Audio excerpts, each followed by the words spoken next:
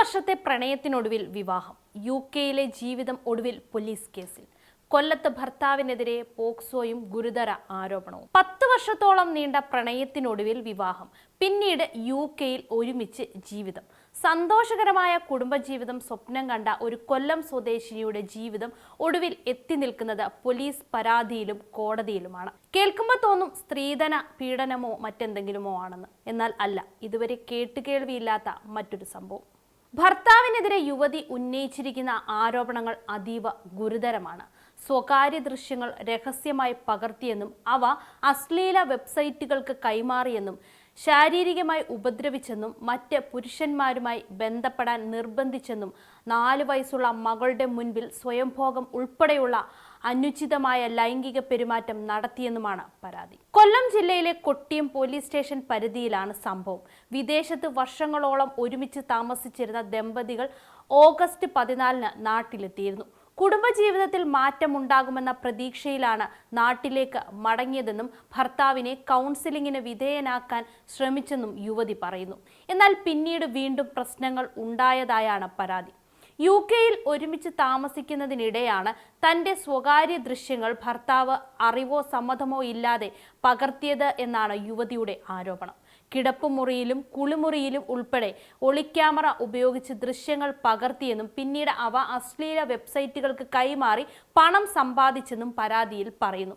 സ്വകാര്യ ദൃശ്യങ്ങൾ പകർത്തുന്നതിനെ ചോദ്യം ചെയ്തപ്പോൾ ശാരീരികമായി ഉപദ്രവിച്ചുവെന്നും യുവതി ആരോപിക്കുന്നുണ്ട്. ഇതോടൊപ്പം മറ്റു പുരുഷന്മാരുമായി ലൈംഗിക ബന്ധത്തിൽ ഏർപ്പെടാൻ നിർബന്ധിച്ചെന്നും വിസമ്മതിച്ചപ്പോൾ മർദ്ദിച്ചെന്നും പരാതിയിലുണ്ട്.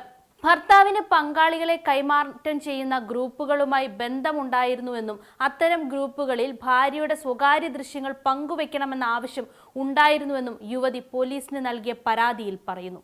യുകെയിൽ വർഷങ്ങളോളം താമസിച്ച ശേഷം ഓഗസ്റ്റ് 14-ന് നാട്ടിലെത്തിയ ദമ്പതികൾ കുടുംബജീവിതം സംരക്ഷിക്കാനായി കൗൺസിലിങ്ങിന് ശ്രമിച്ചെന്നാണ് യുവതിയുടെ മൊഴി. എന്നാൽ കൗൺസിലിങ്ങിന് ശേഷവും ഭർത്താവിന്റെ പെരുമാറ്റത്തിൽ മാറ്റം ഉണ്ടായില്ലെന്നും പിന്നീട് വീണ്ടും ശാരീരിക പീഡനമുണ്ടായെന്നും യുവതി ആരോപിക്കുന്നുണ്ട്.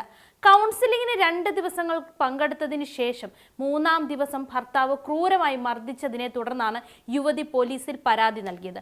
തുടർന്ന് യുവതി കുട്ടിയെയും കൊണ്ട് സുഹൃത്തിന്റെ വീട്ടിലേക്ക് മാറുകയും ചെയ്തു.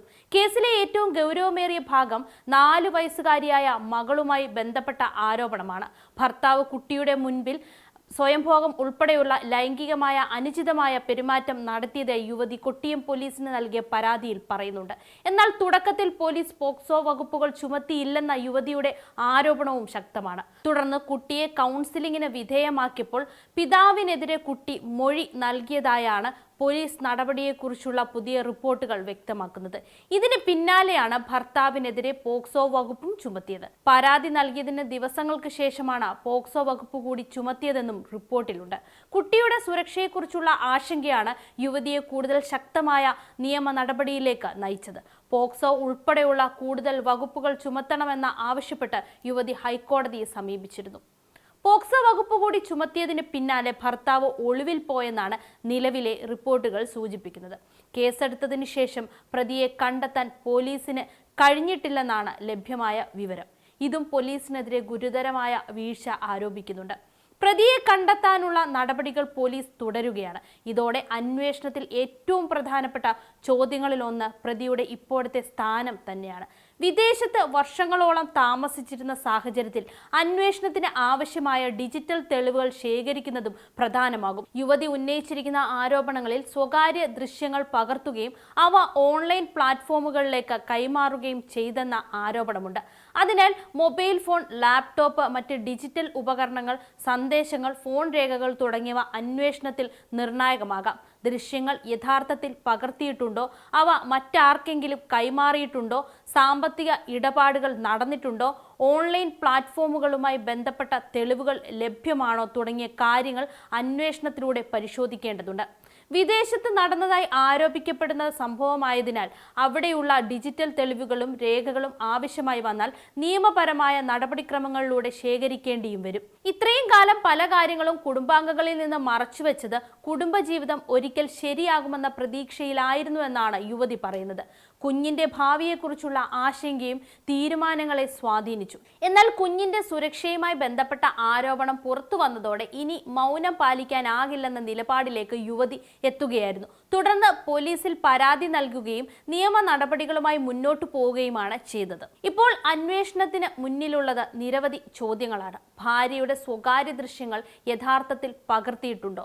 അവ മറ്റുള്ളവർക്ക് കൈമാറിയിട്ടുണ്ടോ? ഓൺലൈൻ ഇടപാടുകൾ നടന്നിട്ടുണ്ടോ? ഇതിന് പിന്നിൽ മറ്റെന്തെങ്കിലും ഉണ്ടായിരുന്നോ? തുടങ്ങിയ കാര്യങ്ങളാണ് അന്വേഷണത്തിൽ വ്യക്തമാകേണ്ടത്. അതോടൊപ്പം 4 വയസ്സുകാരിയുടെ മൊഴിയും കേസിലെ നിർണായക തെളിവായി മാറിയിരിക്കുകയാണ്.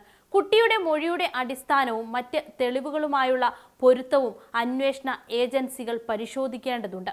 നിലവിൽ കേസ് കൊല്ലം ജില്ലയിലെ കൊട്ടിയം പോലീസ് സ്റ്റേഷൻ കേന്ദ്രീകരിച്ചാണ് മുന്നോട്ടു പോകുന്നത്. ഭർത്താവിനെതിരെ സ്വകാര്യ ദൃശ്യങ്ങൾ ദുരുപയോഗം ചെയ്തെന്ന ആരോപണങ്ങൾക്കൊപ്പം ഇപ്പോൾ പോക്സോ വകുപ്പും ചുമത്തിയിട്ടുണ്ട്. എന്നാൽ ആരോപണങ്ങൾ തെളിഞ്ഞതായി ഇപ്പോൾ പറയാനാകില്ല. അന്വേഷണവും തെളിവുകളുടെ പരിശോധനയും നിയമ നടപടികളും പൂർത്തിയായ ശേഷമേ കേസിന്റെ യഥാർത്ഥ ചിത്രം വ്യക്തമാവുകയുള്ളൂ. 10 വർഷത്തെ പ്രണയത്തിനൊടുവിൽ വിവാഹം കഴിച്ച് വിദേശത്ത് കുടുംബജീവിതം ആരംഭിച്ച ഒരു ദമ്പതികളുടെ ബന്ധം ഒടുവിൽ ഗുരുതരമായ ക്രിമിനൽ ആരോപണങ്ങളിലേക്ക് എത്തി നിൽക്കുകയാണ്. ഭാര്യയുടെ സ്വകാര്യത ലംഘിച്ചെന്ന ആരോപണവും ശാരീരിക പീഡന ആരോപണങ്ങളും കുട്ടിയുമായി ബന്ധപ്പെട്ട പോക്സോ കേസും ചേർന്നതോടെ അന്വേഷണം കൂടുതൽ ഗൗരവമുള്ളതായി മാറിയിരിക്കുന്നു. ഇനി നിർണായകമാകുന്നത് പ്രതിയെ കണ്ടെത്തുക, ആരോപണങ്ങളുമായി ബന്ധപ്പെട്ട ഡിജിറ്റൽ തെളിവുകൾ ശേഖരിക്കുക, കുട്ടിയുടെ സുരക്ഷ ഉറപ്പാക്കുക, യുവതിയുടെ പരാതികളിൽ നിയമാനുസൃതമായ അന്വേഷണം നടത്തുക എന്നിവയാണ്.